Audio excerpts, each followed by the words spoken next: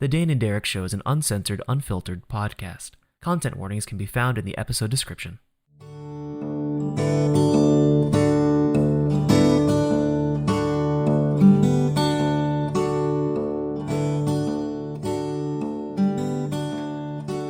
Cool. Alrighty. And here we go. Hello and welcome to the Dane and Derek Show, a podcast where two nerdy friends attempt to keep in touch and shoot the shit. I'm Benig-Aiello, a writer, director, and occasional D&D player, and with me as always is my buddy, Dane Fogdell. Hey, I'm Dane, a writer, a musician, podcaster, lover of tabletop RPGs, and a guy whose glasses are super gross right now. I haven't looked at them in like a week, and man, I'm gonna deal with this later, but yikes. Yeah. Oh dear. Well, before we hop into today's topic, which is Ma in literature, Dane, what is another Miyazaki film you like? Okay, what did I say last time? I think it was My Neighbor Totoro, right? Yes, Okay, you said good. My Neighbor Totoro. Okay, then I'm gonna go with Howl's Moving Castle. It was the first one I ever saw. And I like it because I think it really strikes a nice balance between uh Miyazaki's very traditional 4-act storytelling structure that's very full of Ma, and a little bit more of a Western 3-act structure, so to speak. So there's a little bit more going on with it, in a very traditional sense of like conflict and character arcs and these things versus like a story based around exploration of concepts and a contrast. So I really like that, and it has a lot to do, I think, with the fact that it's based off of a novel. Um, on top of that, I am a lover of fantasy, and you know, it's just lovely from that perspective. Very, very, very fair. For me, I'll pick one of the other Castle movies that he's done, Castle in the Sky. Good choice. Uh, that was, I think, the before I saw Princess Mononoke, which was what I said last week. Castle in the Sky was the first. I think that was the first Miyazaki film I saw. Period, Hmm. and had a profound impact on me.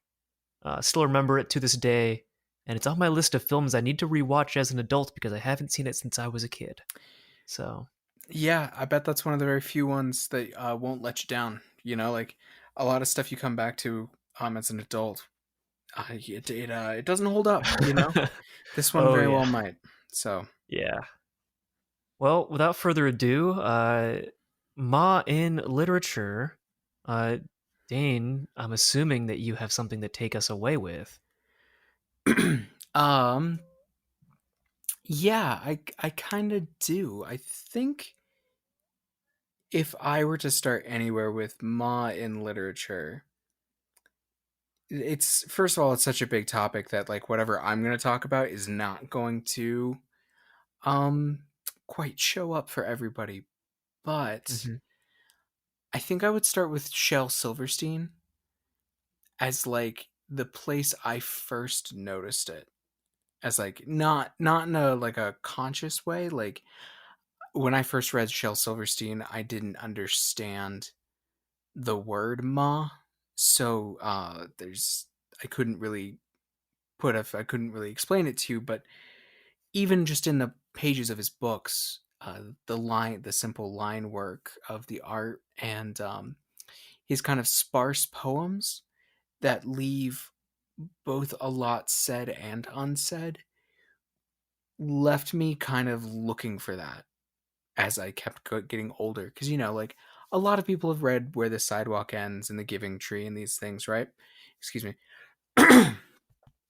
But the thing about them is that they're telling complex concepts without overloading you with them, if that makes sense.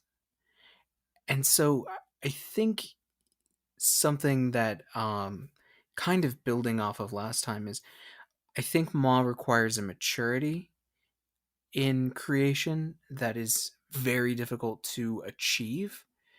Um, even if you like the concept, like if you really like putting Ma into your work,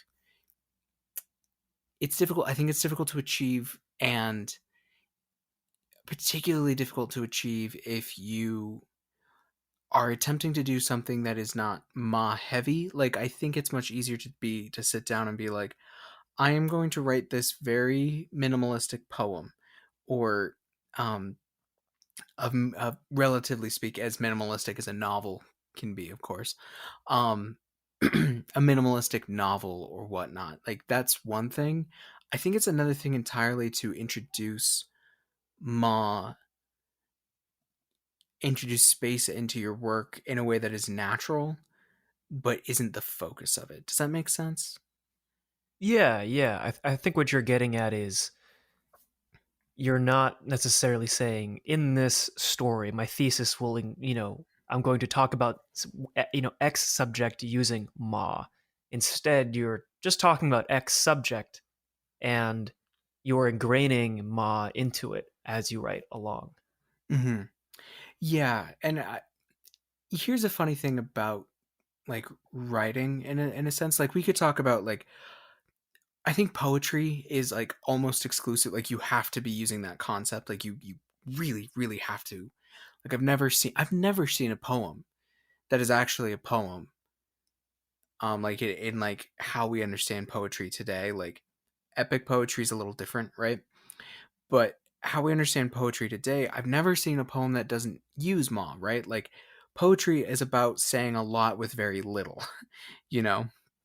Hmm. And literally on the page, it's it's there's so much more space on the page. And so like we could talk about like it's one thing to talk about ma when it's very easy to see, right? Like you take Shel Silverstein's work, you can see it on the page, right? Because there's just an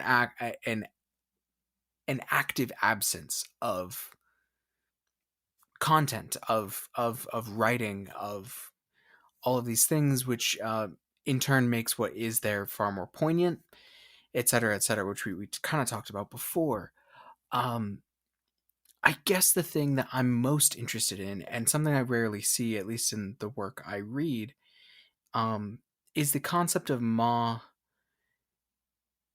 not in the physical writing, like in the sense of like a low word count or interestingly spaced out um, paragraphs or stanzas, but like the actual concept of allowing Ma to be in your story. Um, like I think we mentioned that the antithesis of Ma is Michael Bay. Um, many books don't stop. You know, Yeah. um, they don't let the characters breathe for a moment. You know, like Ma in a story almost requires nothing to be happening in a sense. Um, and like I think a lot of books like I'm thinking about like the Hunger Games is immediately coming to mind as a book that just kind of like never stops, and in a sense that's relentless. You know, that's it's unbelievably exhausting. And on the one hand, like that's really good, right? It's gripping.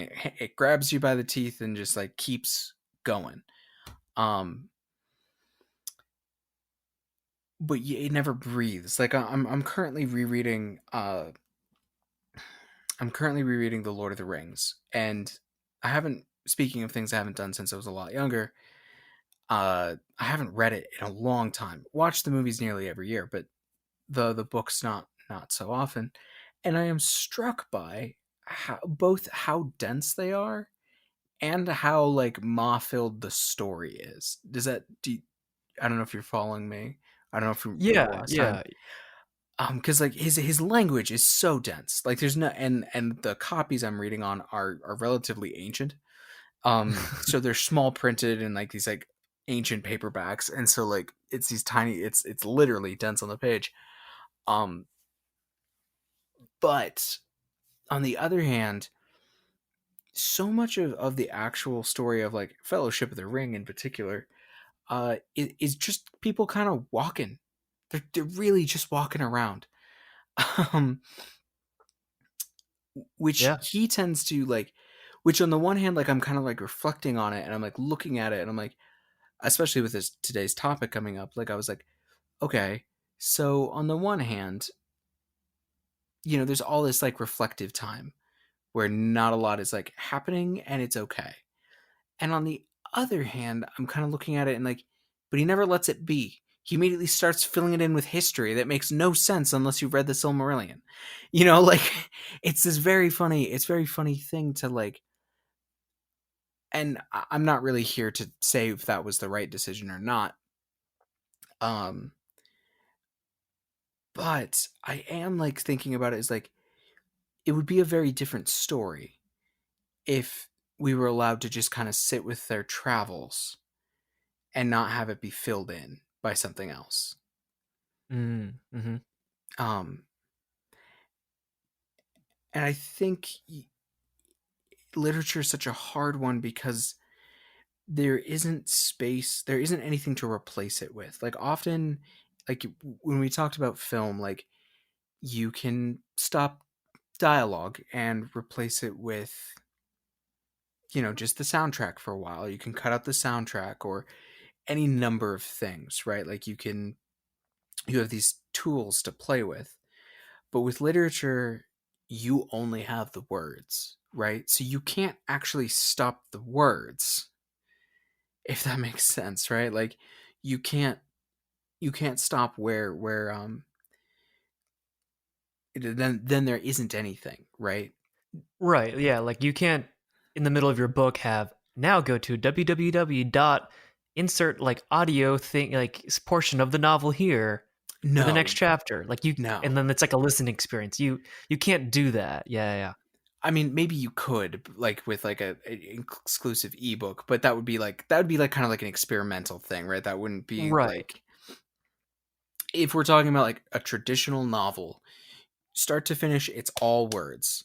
And Hmm. I think that then in the cases you have to like it's about pacing, right? Like you have to give people moments to relax and like like set back for a second. Like you need to let your characters stare at the sunset for a little bit. And you honestly, I tend to think that the best way to do it is kind of fill that in with some like flowery language for a moment that if paid close enough attention to, perhaps it tells you something about the character or what's happening or any number of things.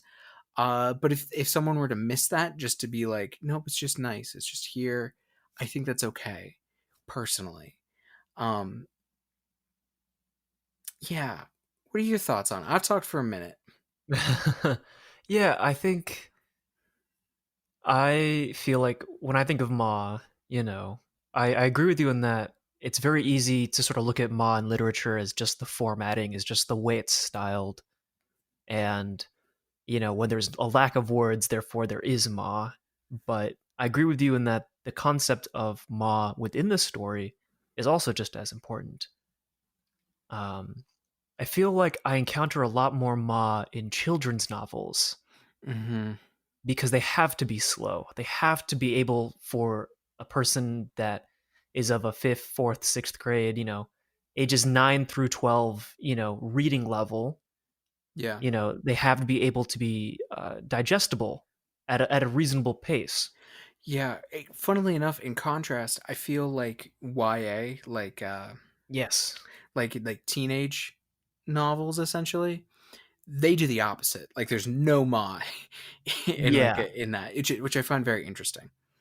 Sorry, Yeah. I interrupted. It's no, all good, all good. It's very much a 180, and I think that that's something that the older I get, the more I notice. Like I'm currently rereading a children's book called Once Upon a Marigold by Gene Ferris, and I the first two chapters of the book are basically all one big inhale. Hmm. It's about a young boy that meets a troll that eventually becomes, his adopted father.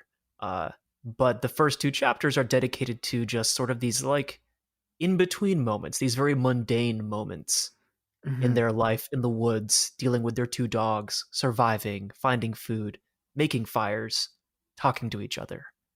It Hmm. has absolutely nothing to do with the story.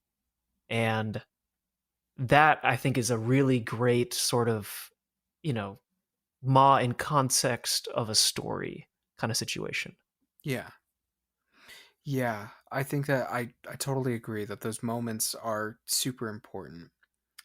And I was thinking about like the structure. Like I was thinking about like like I under like in poetry, like you can do a lot on the page. Like you can like throw lines and stanzas on like the opposite side of the page. Like you can do all these things that would create ma potentially.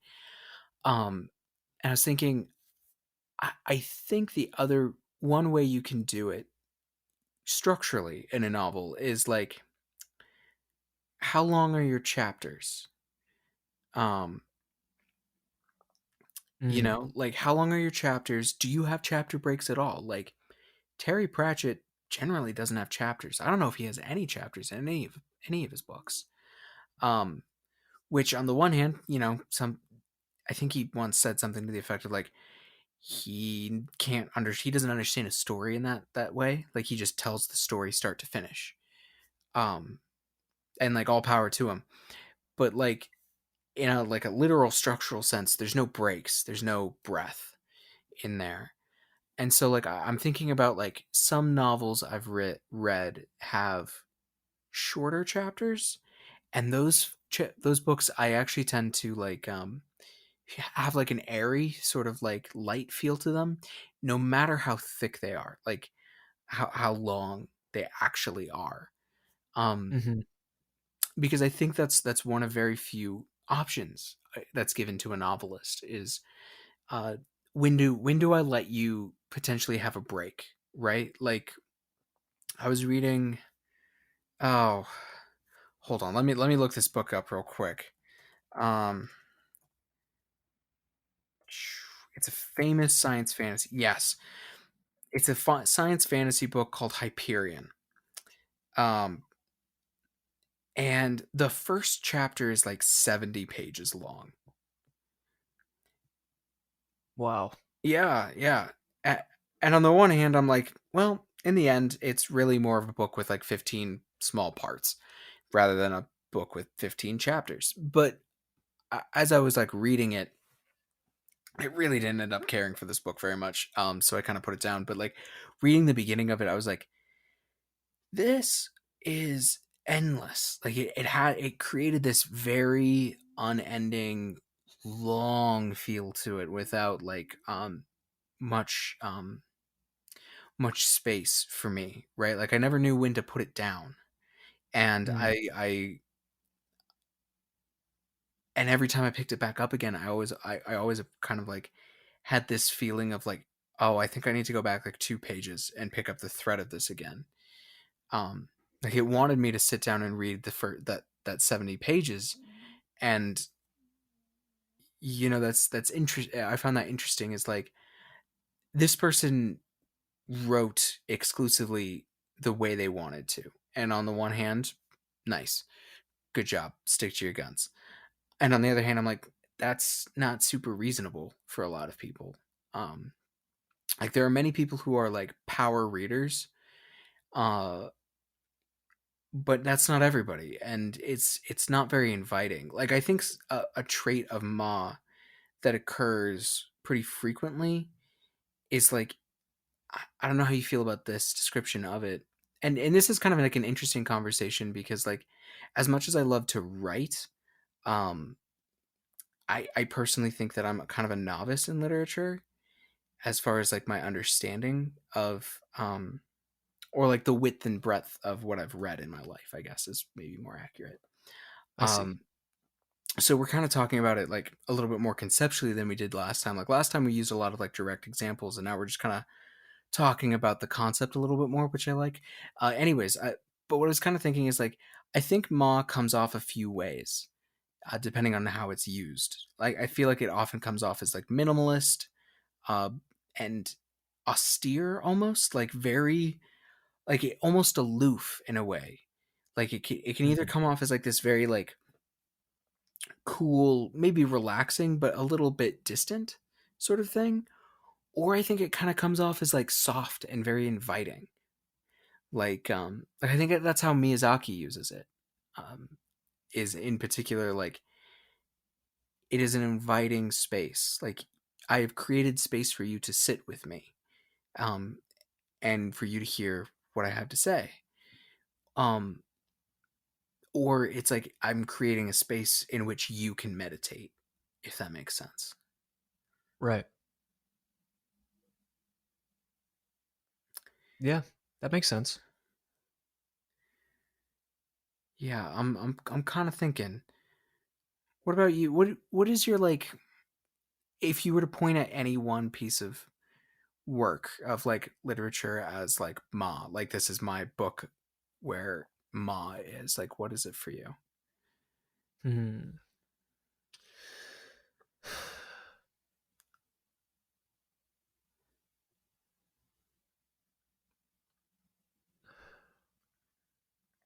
I mean, I don't read as much as you do, but when I think of when I think of a book that is very inviting to read and is very enjoyable to read and I can easily pick up and set back down, funny enough, I think of Aragon.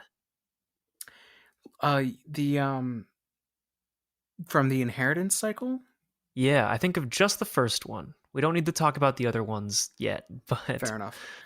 I mean the other ones are pretty good, but the first one especially, there's like all these like in between chapters that are like 2 pages long. Yeah, yeah, that's true. Mm-hmm. And they're usually just like what most people would consider throwaway scenes or throwaway lore or unimportant to the main story, but they're just these moments of like setting up camp or a dream Aragon has or a moment in Aragon's life or a cutaway to another character somewhere else, and we're seeing their life through their eyes. Um, there's also that scene like right at the very end where like Aragon like blesses a child, and it's like really just in the middle of all this tense action there's this moment where he blesses a child, and it really pulls you in and out of the story. And I think there's a lot of, maybe, I don't know, I think that there's a lot of Ma, regardless of whether it was intentional or unintentional. There's a lot of it happening, and I think it's just because there was so much packed into it that there are moments that the rising action within those moments, there's moments that are just real calm and are real left turns from the main story. So, Hmm. and it's funny because Aragon is like a YA children's book that often gets a real bad rap these days, but I think Yeah. that there was something about it that made it one of those books that everyone I knew read, and that I continued to read until I was well into my early 20s. So it's Hmm. still, I think, to some extent, that I think that speaks for itself in terms of its quality as a story. And um yeah, because it's like one of those books where when I think about Aragon, I don't think about the big war. I don't think about the fight in the crater. I think about like the moments where he's just like in the woods hunting in the very beginning. There's just a lot of scenes of him hunting for some reason, and him like running around in the woods and like trying to earn a living. And it's all these very, very like, seemingly unimportant scenes that really they really stick out at me as important in my head when I think about the book. Yeah. No, I agree with you. For all of its other flaws, I do think it created a sense of space for sure. Mm-hmm. For sure, for sure. Yeah. No, do you wanna jump up do you wanna jump to like a kind of our topic B here at the end for a sec? Sure. Yeah. Yeah. Yeah. Ma in music. Um Yeah. which I bet best can just like we could just say this quote, which is like music is the space between the notes. There, we did it. It's over. Um Wow. Yeah. That I was not expecting that, yeah, we but did it. It's so yeah, that's yeah, I mean, I think Ma in music is really easy to notice, you know? yeah. Like and I think certain broad genres. Like I think genre is bullshit, and we could talk about that some other day. But broadly speaking, if you want to use genres as like the a defining characteristic, I think certain genres have a lot more or less of ma in it, like just by their nature. Like speed metal, there just isn't a lot. It's start to finish, boom, there it is, right? Right. It's On the the other space between hand, the next track. yeah, even if that, even on the other hand, like bebop jazz from like the late 50s, early 60s, your Miles Davis, your John Coltrane. It's all Charlie about that. Parker. Exactly. Yes. It is Yeah. all about the space. Mhm. Um and like I think a lot of it has to do in music with where do you put the emphasis? Um because you can't constantly go for all kinds of reasons. Like every performer has an upward limit, right? Like trumpet players, for example, they cannot play that long actually. At their peak, a really really good trumpet player can maybe play 3 hours. And that's pushing it by a lot, and that's like the best of them, the most enduring of them. On the other hand, a pianist can, you know, play triple that easy, you know. And like a vocalist can only, like they need more breaks, but they can keep doing it longer. Like a vocalist can like sing many many sets in a day, but they can't do it's really tough on like a vocalist to go for like a 9 minute piece or whatnot. So like there's literal limitations you are put under when you write music. You can't, and there is like and I mean, electronic music gets around this a little bit, but there's you can't sustain everything forever. So you're naturally going to have it. You can't escape it, if that Right. makes sense. And I think it comes down to how much you want to emphasize it, really. Yeah, yeah. It's sort of a cross between the concept of ma and the physical limitation of ma uh, within music. Hmm. Like in electronica, you can get around the concept of ma within a song, but that Yeah. doesn't mean that everything dropping out before the bass dropping doesn't give you that sense of ma right before the bass drops. Right. Like that's the funny thing is like you even in like deep electronica, your dubsteps, your trap and whatnot, like you're supposed to kind of have a drop, and a drop, like you said, requires sort of a buildup or something, um, which kind of forces a ma almost. And the longer we're talking about it, the more like humanistic ma almost feels, right? Like there's this like we can't escape it in a certain sense. The book will Right. end. The sax player has to take a breath. Like it's going to happen. It's this very interesting thing of like, but we're almost afraid of it. Do you know what I mean? Yeah, well, it's that it goes back to that idea of not being able to stand silence or Hmm. being afraid of something ending rather than being okay with something, happening. Yeah, yeah, and it's scary. It's hard, right? Like it's very easy to like grab something.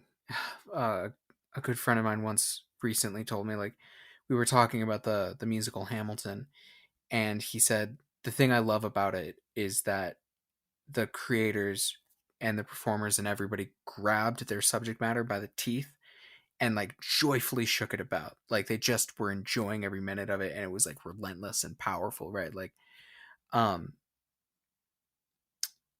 and like I was thinking about it, it's like, yeah, that makes sense. That's like, but I think like, and on the one hand, I think that's really there's something very tempting about that need to like grab an audience and just never let them go, right? Like there's a fear that you'll lose them forever if you let them go for a second, or if you ask anything of them.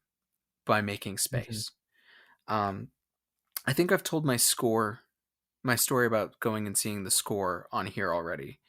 Have I? I think we talked about it before the show. Mm, Well, I don't you remember, know, but I have a different story that I'll bring okay, up okay, instead. So the score, they played a quiet song, even though they're a loud band, right? right. Um, oh, fuck, this was 6 years ago. 6 years ago, I saw Iron and Wine perform. Um, and if you know anything about Iron and Wine, it's it's a band made up of basically one guy. He's more of a singer songwriter, really, and he writes really relatively quiet guitar folk music. And he kind of whisper sings. He's like a quiet performer already. And we're at Red Rocks seeing him. He's the second of three artists that are performing that night. And he's there, and it's if anybody knows the Red Rocks Amphitheater out here in Colorado, it's this natural crazy acoustic place, right? And all kinds of bands have performed. Um and he's out there in like a blue suit with a guitar, massive spotlight by himself, like by himself. And he sings From Such Great Heights a cappella. So he puts the guitar down and he just sings. And he just makes the whole goddamn audience shut the hell up as much as a crowd that size can. Um and you heard every breath he took, and it was only so powerful because he was willing for there to be silence, for you to hear him breathing. And he was I he could have walked down the street naked, and I don't think he would have been as exposed as he was that night. And I thought it was like incredibly brave, you know, to Yeah. stand where like the fucking Rolling Stones and the Beatles have performed, and to decide that you're going to ask so much of the audience, who he was not the main attraction. Even a huge chunk of that audience was not there to see him. I was, but you know That's a really good way to put it. That Ma is an ask.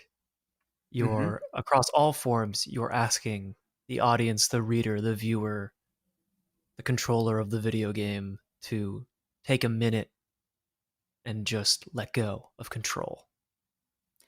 yeah, it's an ask. It's I think it's brave as a creator, especially in this day and age of like constant, you know. Yep. But I really do think it is one of the most natural things for us, and we need it, and that I think people should like practice putting it in their work.